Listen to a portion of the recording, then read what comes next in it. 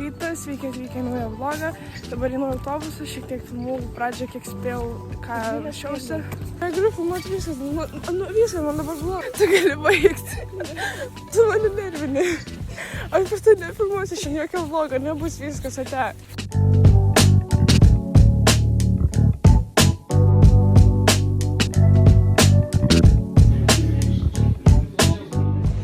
Pas chemijos mokytoją. Vakar sprendžiau uždavinius, kad pasiaiškinti, nes rytoj kontrolinį rašom, o dabar pagaliau pertrauka bus ilgesnė, tai gal išeisiu lauką pasivaikščioti.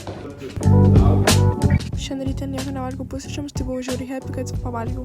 O po pietų dar išėjom ir pasivaikščioti lauką.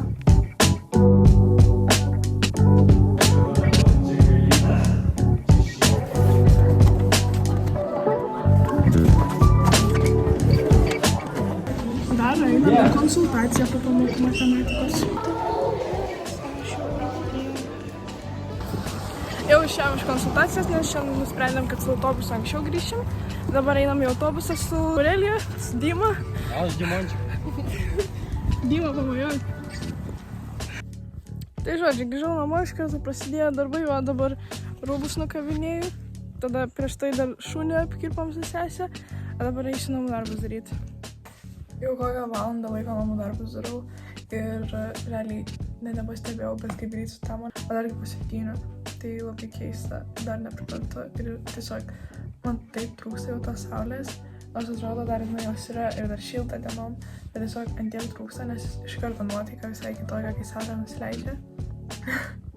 Kodėl aš tiesiog tokius dalykus jautrinu? Šiaip labai gaila, kad dabar tiesiog pastarosiam šitom dienom ir iš mano šitų vlogų jau kelių, tai yra šiandienos antras.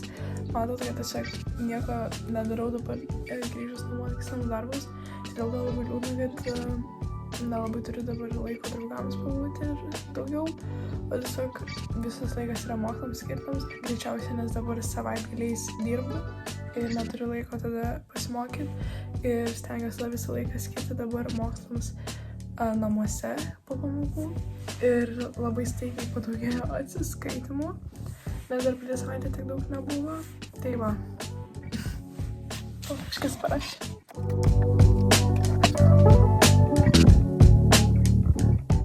Mokymasi palaikymo komanda. Aš dar nebaigiau namų darbų daryti, bet jau yra vėlu, tai tiesiog noriu atsisveikinti šiandien. Tai ačiū labai, kad žiūrėjot ir ate!